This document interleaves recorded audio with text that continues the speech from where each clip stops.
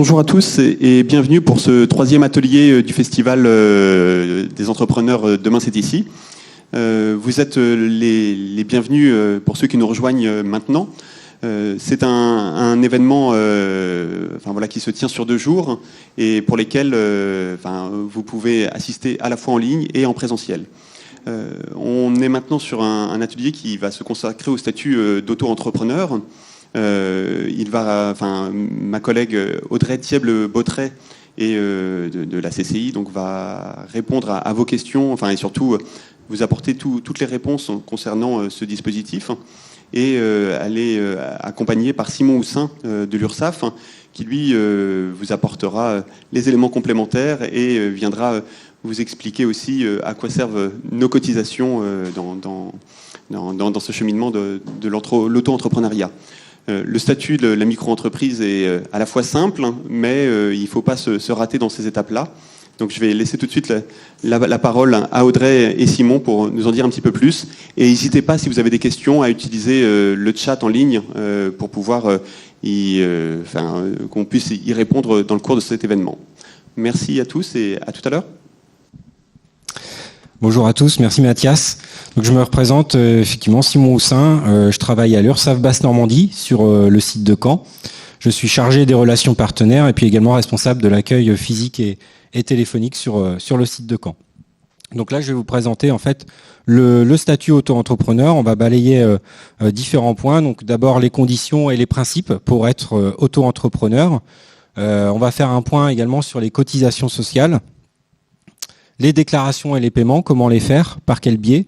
Ça sera dématérialisé forcément, il n'y a plus de papier pour effectuer ces déclarations ou pour faire ces paiements.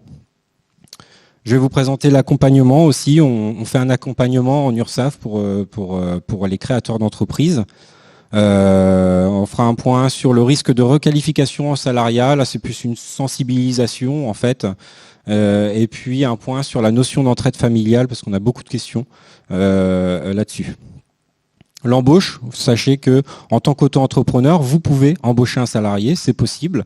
Donc on va voir comment. On a une offre de service qui est très simple, qui s'appelle le Thèse. Je vais vous la présenter brièvement.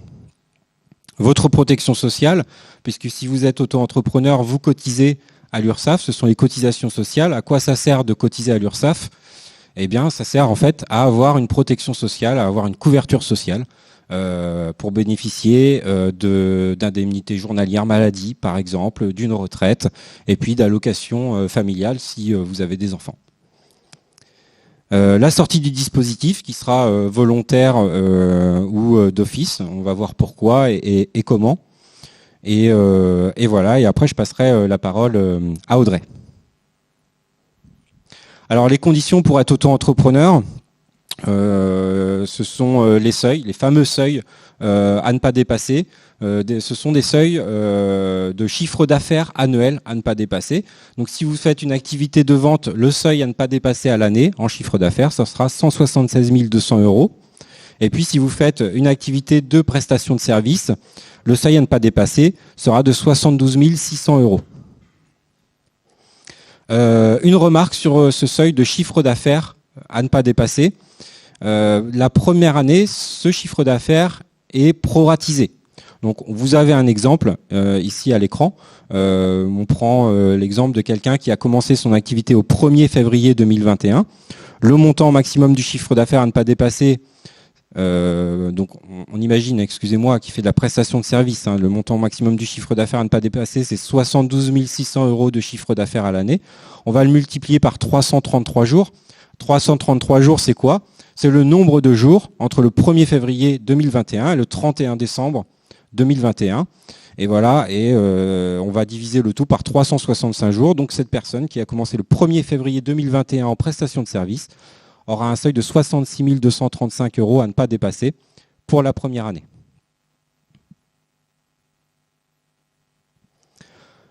En cas de cumul d'activité, donc qu'est-ce que j'appelle le cumul d'activité ? Là, on ne parle pas d'un auto-entrepreneur qui serait également salarié, on parle bien d'un auto-entrepreneur qui aurait 2 activités. Un exemple, Je ne sais pas si vous faites par exemple des massages bien-être en activité principale et puis qu'en activité secondaire, vous donnez des cours de relaxation par exemple. Dans ces cas-là, on a bien deux activités qui sont en prestation de service, c'est-à-dire qu'on est dans le premier cas qui s'affiche à l'écran. L'activité principale et secondaire relèvent du même seuil, hein, c'est de la prestation de service. Dans ces cas-là, les seuils ne se cumulent pas. Donc, le seuil à ne pas dépasser à l'année sera bien de 72 600 €. Si l'activité principale et secondaire ne relèvent pas du même seuil, par exemple, vous faites du tatouage, vous êtes tatoueur, c'est votre activité principale, et puis donc ça c'est de la prestation de service. Et puis en activité secondaire, vous vendez la pommade qui va bien pour aider le tatouage à cicatriser après votre tatouage. Là, on est sur une activité de vente. Bon, voilà, en fait, on a une activité principale et une activité secondaire qui ne relèvent pas du même seuil. Donc, le chiffre d'affaires global annuel ne doit pas dépasser 176 200 €, dont 72 600 € de chiffre d'affaires afférent aux prestations de services.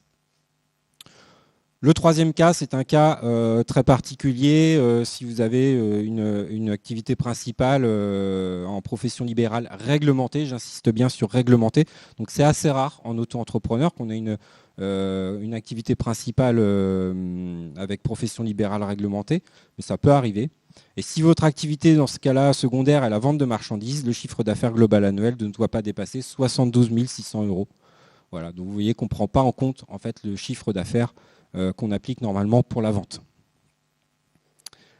Qu'est-ce qui se passe si vous dépassez ces seuils ? Déjà, c'est une bonne nouvelle, parce que si vous dépassez les seuils, c'est que vous avez une activité qui fonctionne bien. Donc voilà. Si vous les dépassez une année, ces seuils, vous restez en auto-entreprise. Vous gardez le statut d'auto-entrepreneur.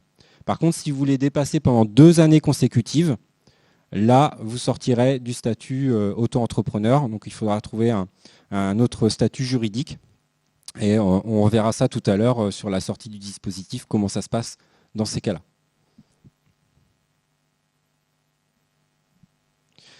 Alors, quand on est auto-entrepreneur, c'est un statut simplifié. C'est vrai que c'est un statut assez simple à appréhender. Vous êtes au régime micro-social et au régime micro-fiscal.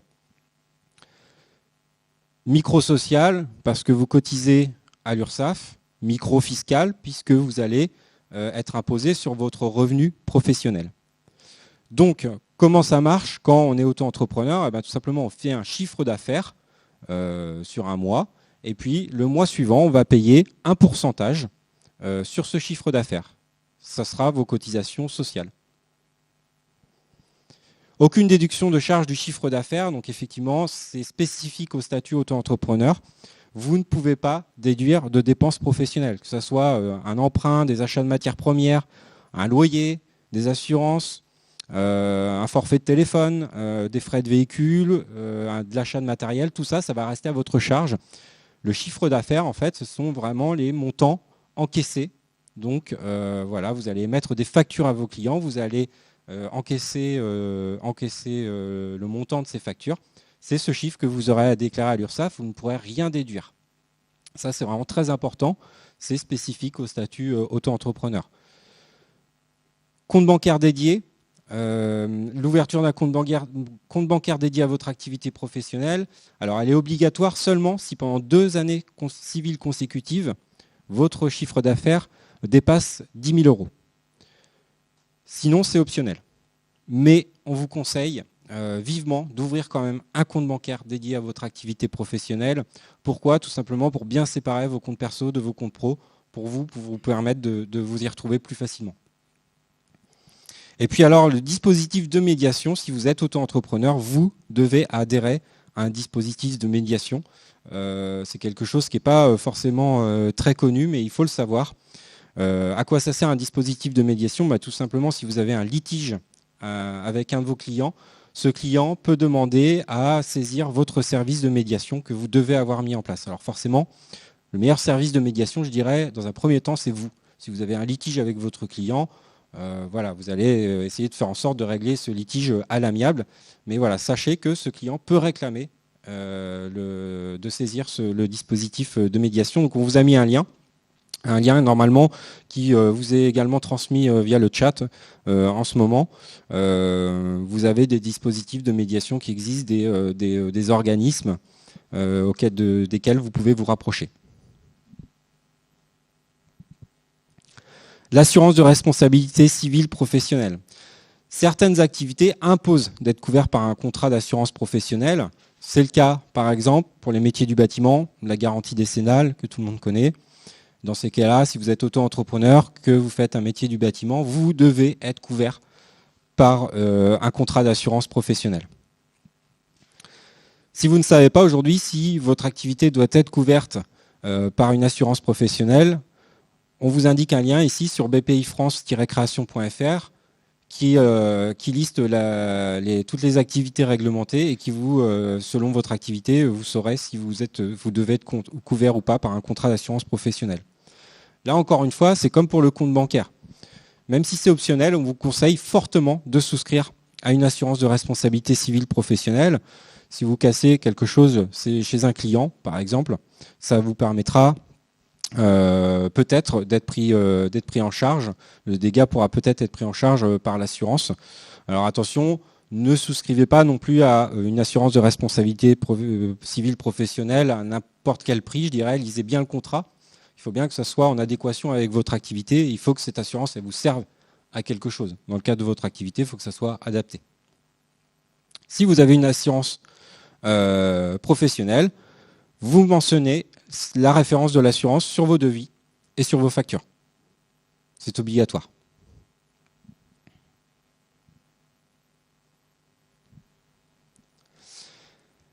Alors, pour bien situer, je vous l'ai dit tout à l'heure, en tant qu'auto-entrepreneur, vous payez des cotisations à l'URSSAF, ce sont les cotisations sociales. Et puis, vous réglez également un impôt sur le revenu professionnel, donc ça, c'est au service des impôts. Donc, l'entreprise est en franchise en base de TVA. Donc, la TVA, c'est plus le volet impôt que je vais quand même vous présenter brièvement. Je vous ai présenté des seuils tout à l'heure, c'était les seuils sociaux, les seuils à ne pas dépasser pour garder le statut auto-entrepreneur. Sachez qu'il existe d'autres seuils en tant qu'auto-entrepreneur, ce sont les seuils fiscaux pour pouvoir être en franchise en base de TVA. Qu'est-ce que ça veut dire être en franchise en base de TVA? Ça veut dire que vous ne facturez pas la TVA à vos clients. Et d'ailleurs, vous allez l'indiquer sur les factures, c'est obligatoire en tant qu'auto-entrepreneur. Vous allez indiquer mention TVA non applicable, article 293B du CGI. Vous pouvez retrouver un modèle de facture sur autoentrepreneur.ursaf.fr. Voilà, vous avez des modèles à votre disposition.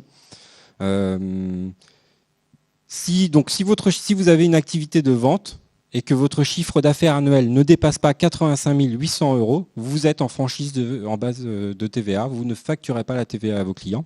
Et si vous avez une activité de prestation de service et que votre chiffre d'affaires ne dépasse pas 34 400 € à l'année, vous ne facturez pas non plus la TVA à vos clients.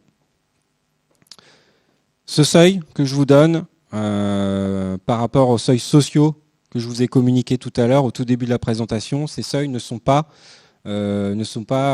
proratisés pour la première année de votre activité. C'est-à-dire que même si vous commencez le 15 décembre de l'année et que vous faites une activité de vente, le seuil à ne pas dépasser entre le 15 décembre et le 31 décembre, c'est 85 800 €. Voilà, c'est pas proratisable. Qu'est-ce qui se passe si vous dépassez ces seuils? Si vous dépassez ces seuils, vous allez devoir facturer la TVA à vos clients. Vous allez devenir collecteur pour l'État de cette TVA. Je ne vais pas pouvoir vous en dire plus là aujourd'hui. Vous avez un lien ici vers servicepublic.fr qui vous explique ce qui va se passer si vous devenez collecteur de la TVA pour l'État. Donc vous allez devoir faire payer la TVA à vos clients sur les factures. N'hésitez pas également à vous rapprocher de la CCI pour avoir plus d'informations sur cette TVA.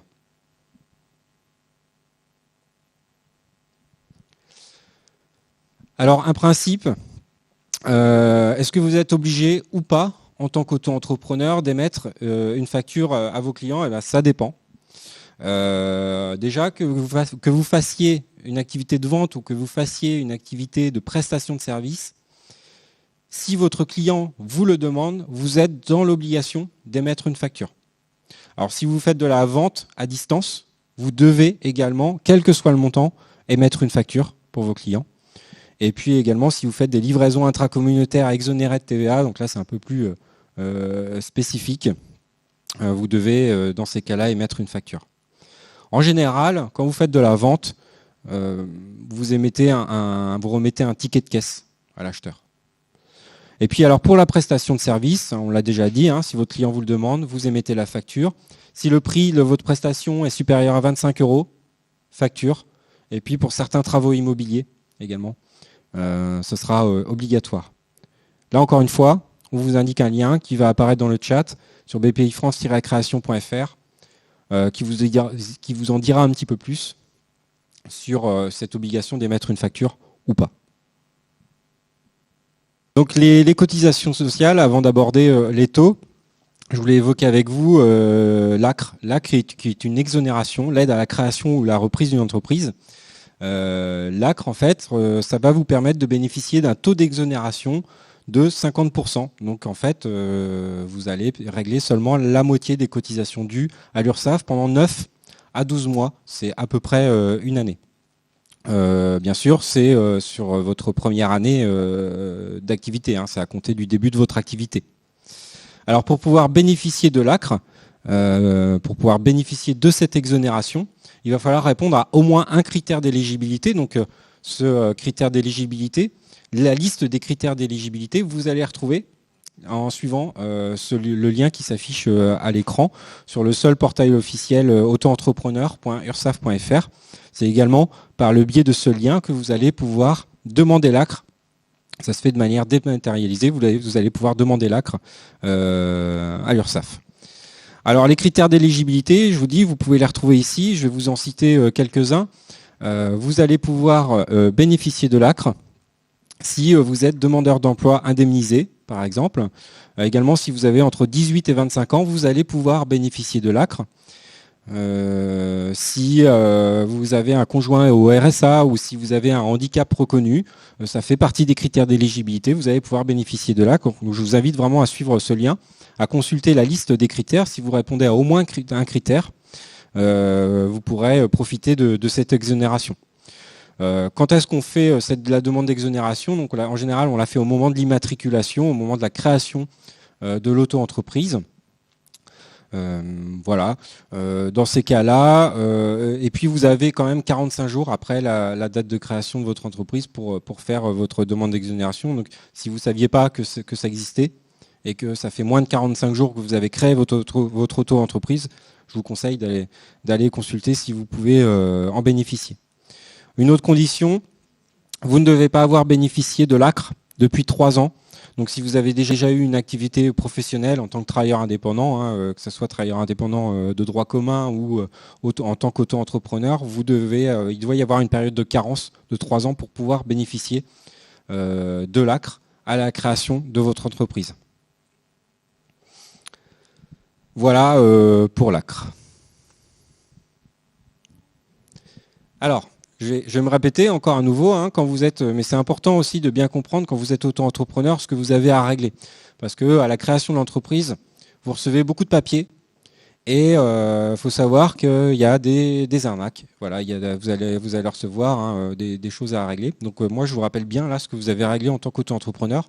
1, les cotisations à l'URSSAF. 2, un impôt sur votre revenu professionnel. Voilà, c'est tout. Il n'y a pas de frais d'inscription à un registre des auto-entrepreneurs pour un montant de 240 € ou je ne sais quoi. Ça, c'est pas possible. Donc, n'hésitez pas si vous avez un doute, hein, si vous recevez des choses à payer lors de la création de votre activité. Vous pouvez vous adresser à la CCI, voilà, tout simplement pour demander est-ce que je dois régler cette facture vraiment, est-ce que c'est dû. Et puis, vous pouvez aussi tout simplement vous adresser à l'URSSAF. Hein. Quand vous êtes auto-entrepreneur, vous allez sur votre compte en ligne, vous nous scannez le document, vous nous l'envoyez. Est-ce que je dois régler ça? Nous, on vous répond hein, oui ou non. Voilà. N'hésitez pas, surtout si vous avez un doute, mais ne réglez pas à défaut des frais d'immatriculation, d'inscription sur le registre. Voilà. Alors, pourquoi ce rappel? Parce que là, maintenant, je vais vous parler du versement libératoire de l'impôt sur le revenu. Alors, on parle bien là du côté fiscal, impôt sur le revenu. Vous allez régler un impôt sur votre revenu professionnel et pour ça, il y a 2 manières de le régler. Soit vous le faites en même temps que vous allez faire votre déclaration de revenus. En fait, vous allez appeler la 2042 CPRO, vous allez indiquer le montant de votre chiffre d'affaires. Le centre des impôts fait un abattement sur votre chiffre d'affaires, suivant votre activité, si vous faites de la vente, prestation de service BIC, prestation de service BAC, et puis calcule le montant de votre impôt sur votre revenu professionnel. Voilà, c'est la solution, je dirais, la plus classique. Deuxième solution, c'est le versement libératoire de l'impôt sur le revenu. Et là, en fait, l'impôt, vous allez le régler tous les mois ou tous les trimestres, suivant votre périodicité. Vous allez le régler non pas aux impôts, mais à l'URSSAF. Là, on va être collecteur, nous, à l'URSSAF, pour les impôts. Donc, vous allez régler un petit pourcentage sur votre chiffre d'affaires. En plus des cotisations sociales URSSAF, vous allez payer un petit pourcentage en plus. Vous allez régler vos impôts tous les mois ou tous les trimestres. Et qu'est-ce qui va se passer au moment de faire votre déclaration de revenus ? Vous allez appeler la 2042 CPRO, vous allez indiquer le montant de votre chiffre d'affaires, mais il n'y aura pas les impôts ne vont pas appeler d'impôt sur le revenu professionnel. Vous avez déjà payé en fait cet impôt tous les mois ou tous les trimestres, en même temps que vos cotisations sociales. Donc vous êtes débarrassé, il n'y a pas de surprise. Ce versement libératoire, il y a une condition pour pouvoir en bénéficier. Votre revenu fiscal de référence ne doit pas dépasser 27 794 € pour une part de quotient familial en 2020. C'est un petit peu lourd ce que je viens de dire. En gros, pour savoir si vous pouvez bénéficier, si vous pouvez opter pour ce versement libératoire de l'impôt sur le revenu, vous allez consulter votre revenu fiscal de référence 2019 qui figure sur votre avis d'impôt 2020. Si ce revenu fiscal de référence il est inférieur à 27 795 € pour une part, vous pouvez opter pour le versement libératoire de l'impôt sur le revenu. Attention, si aujourd'hui vous n'êtes pas imposable, vous n'optez pas pour le versement libératoire de l'impôt sur le revenu. Pourquoi ? Parce qu'en fait, aujourd'hui, vous n'êtes pas imposable. Vous allez, si vous optez pour le versement libératoire de l'impôt sur le revenu, vous allez régler des impôts sur votre revenu professionnel tous les mois ou tous les trimestres. Et quand vous allez faire votre déclaration de revenus habituelle, peut-être que les impôts vont vous dire vous n'êtes toujours pas imposable. Vous aurez payé des impôts toute l'année avant. Les impôts ne vous redonnent pas le montant versé. Donc, si aujourd'hui vous n'êtes pas imposable, vous n'optez pas pour le versement libératoire d'impôt sur le revenu. C'est aussi simple que ça. Voilà. Alors les taux, on y vient. Vous avez ici un tableau qui récapitule les taux que vous allez régler. Donc, si vous faites, par exemple, si je prends la première ligne, vous faites de la vente de marchandises, vous bénéficiez de l'ACRE. Alors, parce que vous avez répondu à au moins un critère d'éligibilité. Dans ces cas-là, pendant 9 à 12 mois, ça va être suivant la date de votre début d'activité, donc ça, la période vous sera communiquée par l'URSSAF, la période du bénéfice de l'ACRE. Dans ces cas-là, si vous faites de la vente, vous allez régler 6,40% de cotisation sur votre chiffre d'affaires. Si vous n'avez pas pu bénéficier de l'ACRE, ou alors si vous n'en bénéficiez plus à l'issue de cette période de 9 à 12 mois, dans ces cas-là, vous allez régler 12,80% de cotisation sociale à l'URSSAF sur votre chiffre d'affaires. Voilà comment ça fonctionne. Alors, si vous avez opté pour le versement libératoire de l'impôt sur le revenu, voilà le pourcentage que vous allez régler en plus de cette cotisation à l'URSSAF. Vous allez régler 1% de votre chiffre d'affaires. Donc, à l'URSSAF, on se charge de collecter ce versement libératoire de l'impôt sur le revenu et on le redonne au service des impôts. Voilà, donc je ne vais pas faire toutes les lignes. C'est le même principe à chaque fois. Voilà, si je prends de la prestation de service ou alors si vous êtes artisan, si vous êtes dans la catégorie artisan, voilà, vous bénéficiez de l'ACRE, c'est 11%, vous en bénéficiez plus, ou vous n'en avez pas bénéficié, c'est 22% de cotisation sur votre chiffre d'affaires. Versement libératoire de l'impôt sur le revenu, si vous y avez opté, c'est 1,7% en plus. Voilà comment ça fonctionne. À noter également que la somme que vous allez déclarer à l'URSSAF, admettons quelqu'un qui a pris une périodicité mensuelle, un auto-entrepreneur, donc il va régler ses cotisations tous les mois à l'URSSAF. Je prends l'exemple du mois de mars. Le mois de mars, il a encaissé un certain nombre de chèques, de montants en carte bancaire, etc. Donc il va cumuler ce montant perçu par ses clients en mars. Tout simplement, il va déclarer ce montant à l'URSSAF, il paiera des cotisations dessus. Toutefois, si vous avez émis une facture à un client, mais que le client ne vous a pas réglé, vous ne réglez pas de cotisation sur ce montant. D'accord ? On règle des cotisations sur les sommes encaissées. Et ça, c'est vraiment très important. Peut-être que le client ne vous paiera jamais. Je ne vous le souhaite pas. Peut-être qu'il va vous payer que dans très longtemps. Tant que ce n'est pas payé, tant que la somme n'est pas arrivée sur votre compte bancaire professionnel, vous ne réglez pas de cotisation. Donc on est bien sur les sommes encaissées sur une période donnée. Alors qu'est-ce qu'il y a en plus à régler? On a vu les cotisations sociales, on a vu le versement libératoire de l'impôt sur le revenu, si vous avez opté. Il reste la CFP. La CFP, c'est quoi? Ça vous permet de bénéficier de la prise en charge d'une formation professionnelle. Voilà, donc pour les commerçants, l'organisme qui gère les formations, c'est l'AGFIS. Pour les artisans, c'est le FAFCEA. Et pour les professions libérales, c'est le FIFPL. Je l'ai fait comme ça, c'est bon.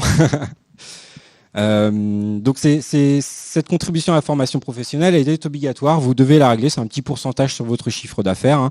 Donc suivant votre catégorie, ça va de 0,10% à 0,30%.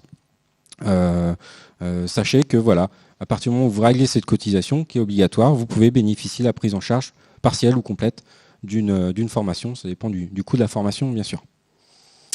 Des taxes pour frais de chambre consulaire. Alors, je ne vous ai pas mis le montant des taxes, ça allait alourdir un petit peu la slide. Sachez que c'est le montant cette taxe, déjà, la première année d'activité, elle n'est pas due. Vous êtes exonéré.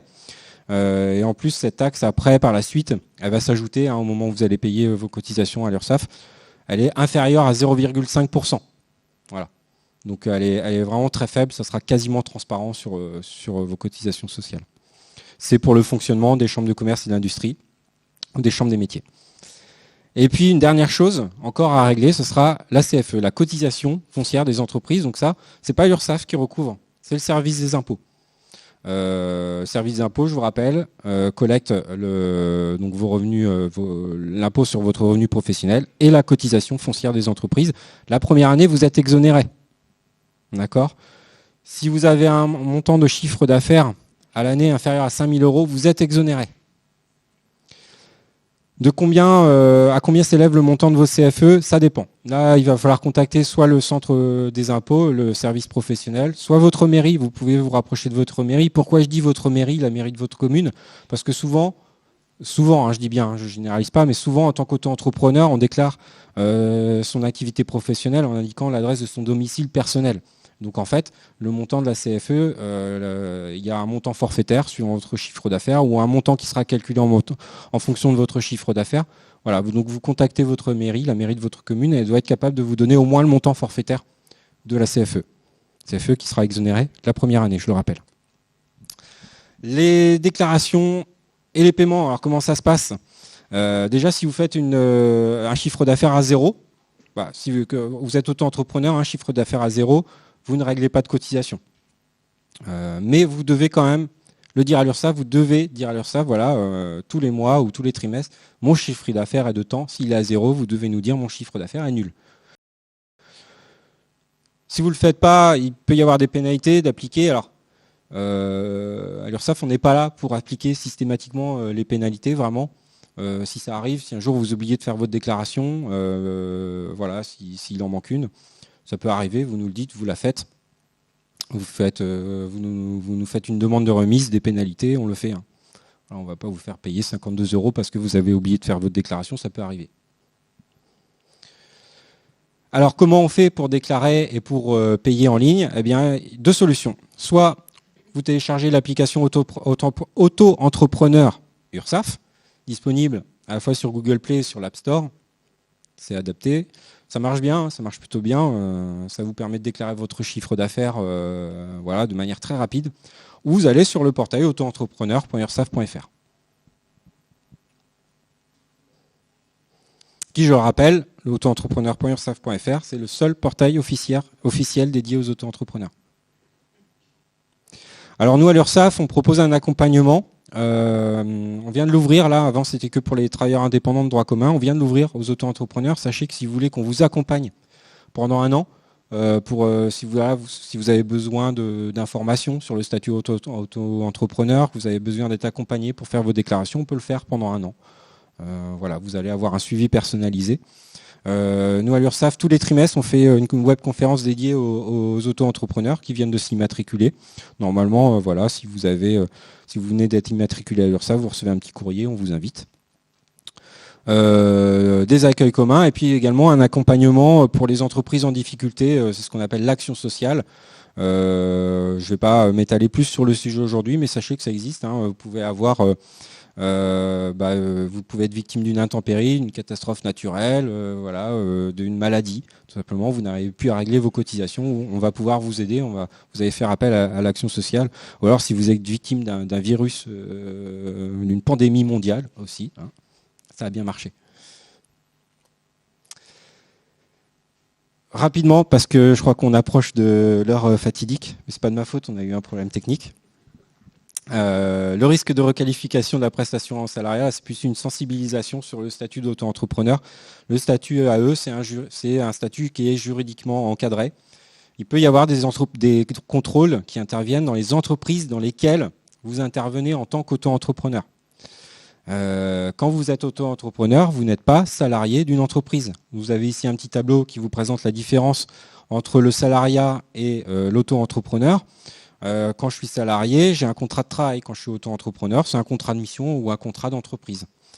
Quand je suis salarié, j'ai un lien de subordination avec mon employeur. Pas en tant qu'auto-entrepreneur. Il n'y a pas de lien de subordination. Vous êtes prestataire de service. Vous êtes indépendant. Quand vous êtes auto-entrepreneur, vous êtes travailleur indépendant. Et puis, alors quand je suis salarié, je suis dans l'obligation de respecter les directives de l'employeur, pas en tant qu'auto-entrepreneur. Vous exercez vos missions en toute indépendance. Donc, quand on est auto-entrepreneur, on a plusieurs clients. Voilà.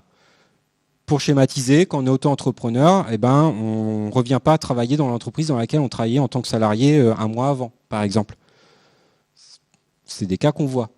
Voilà, où l'employeur vient voir son salarié et lui dit écoute, moi je vais devoir te licencier. Et si tu veux revenir chez moi, tu reviens en tant qu'auto-entrepreneur. Non, ça, c'est pas possible.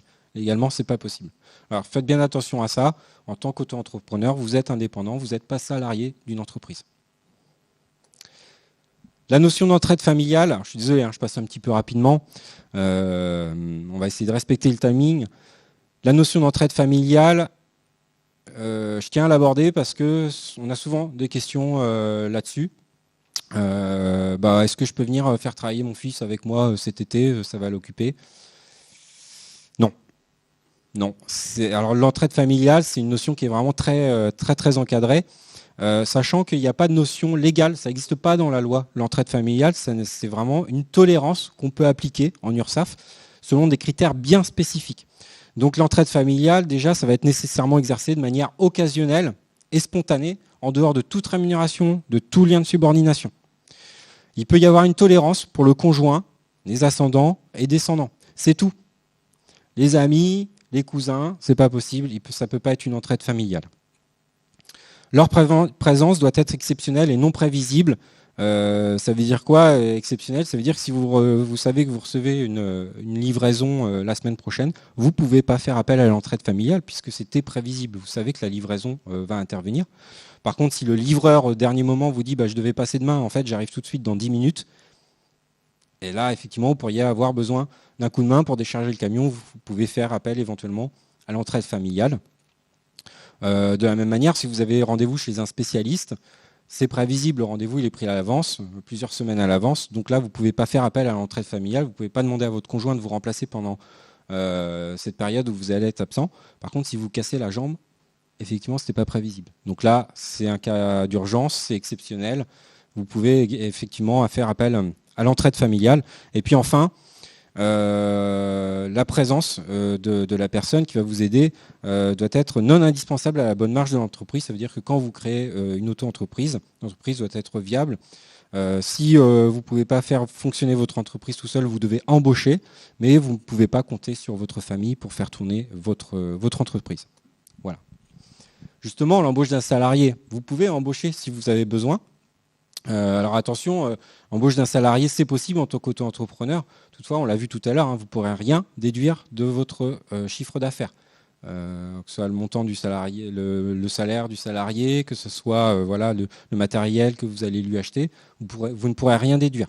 Donc il faut quand même faire attention quand on est auto-entrepreneur et qu'on embauche un salarié, il faut bien faire ses calculs avant.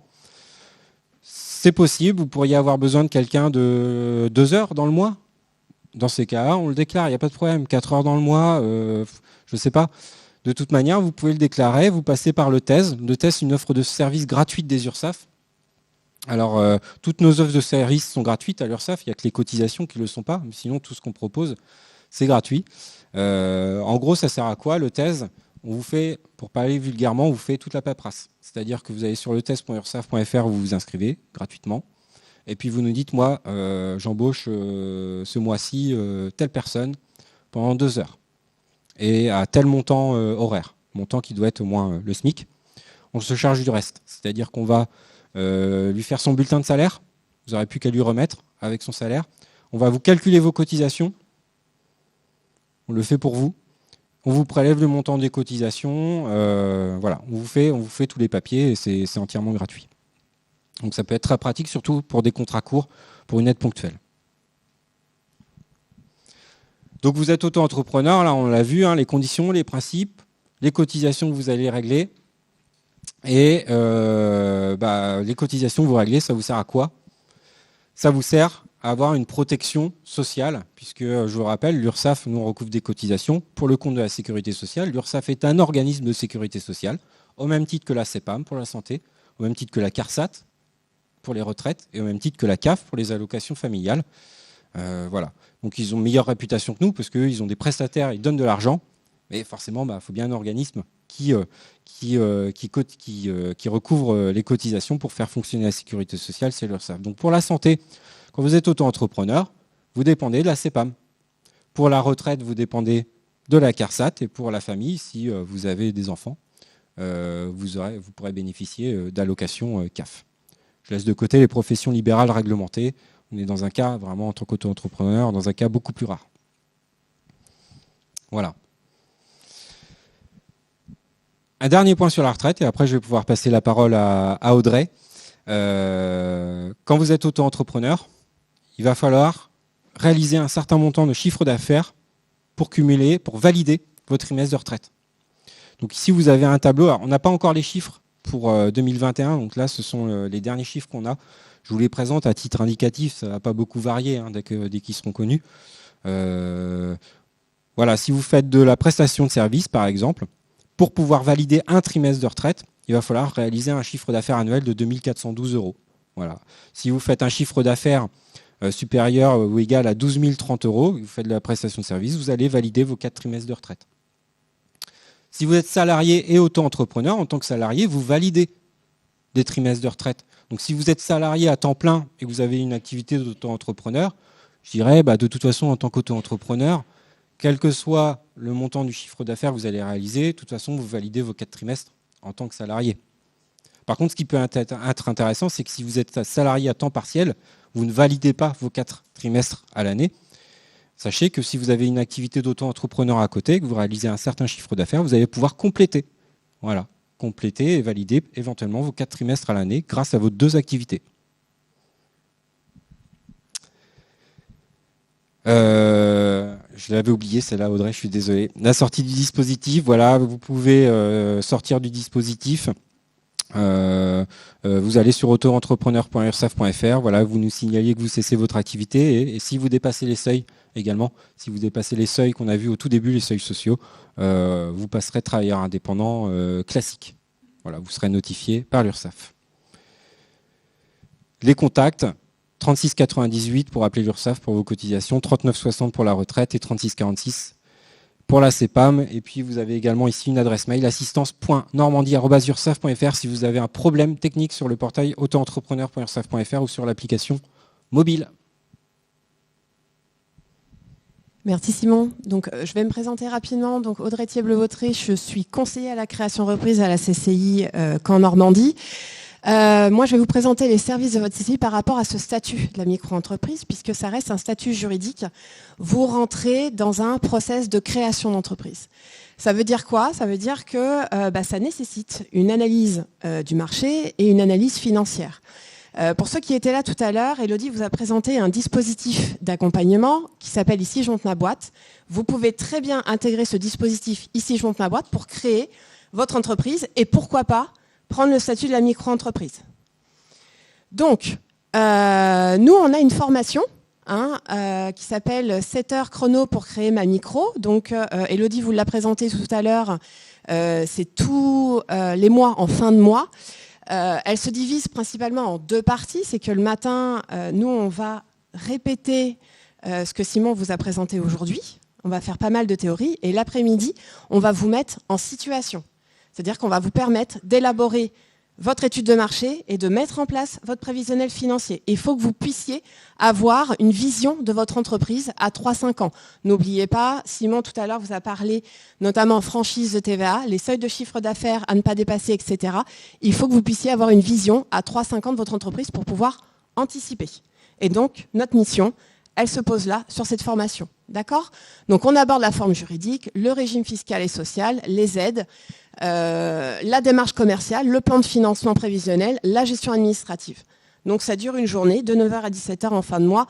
N'hésitez pas à vous rapprocher du coup d'Angélique Thiolon, qui est en charge de cette formation et qui peut solliciter du coup une prise en charge. Donc elle est à 175 €, prise en charge CPF, AIF auprès de Pôle emploi. Je le répète, nous on a un accompagnement régional qui se nomme Ici Jonte ma boîte. N'hésitez pas à l'intégrer, ce dispositif il est gratuit pour vous. C'est pas parce que vous montez un statut micro-entreprise que vous ne pouvez pas intégrer ce dispositif-là. Donc il est là pour vous, profitez-en. Nos collègues du centre de formalité vous proposent aussi une prestation plus, elle est à 70 €, mais elle vous accompagne dans votre immatriculation. Donc des fois, vous pouvez avoir des difficultés, par exemple, à choisir votre code APE. C'est votre numéro qui va vous permettre d'exercer votre activité et qui va déterminer notamment votre activité, vos taux de cotisation, etc. Donc mes collègues du centre de formalité peuvent vous accompagner sur cette prestation-là à bien vous immatriculer. Donc profitez-en aussi. Et puis ce dispositif Ici Jonte ma boîte, après, une fois que vous êtes immatriculé, on vous suit sur 3 ans. Et on aborde notamment la transformation en société, puisque Simon vous l'a dit tout à l'heure, il y a des seuils de chiffre d'affaires à ne pas dépasser. Donc effectivement, quand on va dépasser ces seuils de chiffre d'affaires, il va falloir, donc c'est plutôt positif, c'est ce que disait Simon tout à l'heure, c'est que votre activité, elle fonctionne. Sauf que vous ne pouvez plus rester en statut micro, donc il va falloir transformer votre micro-entreprise en société. Et donc là, du coup, nous, on est là aussi pour vous accompagner, puisque quand on transforme en société, eh ben, on repart sur une analyse financière de votre entreprise, puisque Axel va vous l'expliquer par la suite. Chaque statut juridique a son propre mode de fonctionnement. D'accord ? Je vous rappelle, on a des permanences locales à la CCI. Donc à Caen, vous avez Elodie, que vous avez vu tout à l'heure, et Nathalie, qui peuvent vous recevoir sur rendez-vous du lundi au vendredi et sans rendez-vous le vendredi. Vous avez Bayeux, donc Axel, qui va intervenir après. Vous avez Falaise, c'est Clémence. Et moi, je suis à Vire les mercredis. Donc vous avez le numéro de téléphone. N'hésitez pas à le noter pour pouvoir nous appeler par la suite. Merci à vous. On va vous souhaiter une bonne fin de journée et on va vous laisser suivre le prochain atelier. Alors, si vous avez des questions, monsieur, vous en aviez une tout à l'heure. C'était par rapport... c'est très bien. Oui, alors... Je vais faire très rapidement. On prend rapidement votre question. Et ce qu'on vous proposera pour les gens qui sont en ligne, c'est de ne pas hésiter à les mettre sur le chat et on pourra y répondre par la suite. Oui. On prend une question. Et puis voilà. D'accord. Donc le premier, c'était le cumul au niveau de la franchise TVA. Vous parliez d'un seuil à 34 400 € pour du service. Comment il se cumule en fait ? Parce que si au bout des 6 mois, j'arrive à ce seuil-là, chaque affaire, je devrais ensuite déclarer sur la facturation la TVA ? Exactement. Si au milieu de l'année, vous atteignez ce seuil de 34 400 €, vous allez devoir collecter la TVA. Ça veut dire que vous allez facturer la TVA à vos clients, donc forcément, vos tarifs vont augmenter. D'accord. Et ce ne sera pas pour vous, c'est de la collecte pour l'État. Ouais. Vos tarifs vont augmenter. Alors après, il y a un seuil de tolérance. Donc il y a ce seuil de 34 400 €. Déjà, si vous le dépassez, c'est sûr, vous allez, à partir du 1er janvier de l'année suivante, vous allez faire payer la TVA à vos clients et la collecter pour l'État. D'accord. Et alors, il y a un seuil encore un petit peu au-dessus. Là, je vous laisse aller sur le portail des impôts. Un seuil un petit peu supérieur à 34 400 euros. Là, si vous dépassez carrément ce seuil, vous allez devoir facturer la TVA à compter du premier jour du mois de dépassement. D'accord. Ça veut dire que si si on est le 15 octobre, vous vous apercevez que vous avez dépassé ce seuil, vraiment ce seuil de tolérance, il va falloir appliquer la TVA sur les factures émises depuis le 1er octobre, alors qu'on est le 15 octobre. Et comment on fait au niveau de la clientèle? Ça veut dire qu'entre le 1er et le 15, vous avez émis des factures sans TVA. Il va falloir les réémettre avec TVA. Et si elles ont été déjà réglées, du coup? Et je pense que la TVA va être pour votre poche, de votre poche. Il ne faut pas en arriver, en fait, là. Il ne faut pas en arriver là. Il faut vraiment surveiller ce seuil. Quand vous voyez que vous en approchez, il faut augmenter vos tarifs avant pour pas qu'il y ait une surprise des clients, d'une augmentation de vos tarifs par rapport à cette TVA. Et puis, il ne faut pas en arriver là. Il ne faut pas avoir à réémettre des factures. Il faut déjà avoir prévu le coup et augmenter vos tarifs. Voilà. Et ma deuxième question, vite fait, au niveau des seuils... Excusez-moi. On fera la deuxième question juste après. Donc en mode présentiel pour ceux qui peuvent la voir. C'est juste qu'il y a l'atelier qui suit derrière pour les gens qui nous suivent sur Internet. On est absolument désolé pour ce volet-là on a été pris finalement par notre petit problème technique tout à l'heure. Alors c'est tout l'intérêt d'être en présentiel, c'est que vous allez pouvoir échanger directement avec nos intervenants. Donc voilà. Après vous avez leurs coordonnées pour ceux qui n'ont pas pu y assister. Et sachez que le 28-29 avril, on refera l'événement, cette fois-ci à grande échelle et en présentiel sur toute la journée, sur 2 jours, et il y aura plus de facilité et on sera moins contraint par ces modalités techniques. Encore merci Simon et Audrey pour votre intervention. Désolé pour ces petits soucis techniques, pareil pour ceux qui nous ont écoutés. Et on vous retrouve d'ici quelques minutes pour l'atelier sur le statut de l'entreprise, enfin les différents statuts des entreprises. Donc voilà, c'est l'étape suivante après le statut d'auto-entrepreneur. Merci à vous et à tout de suite.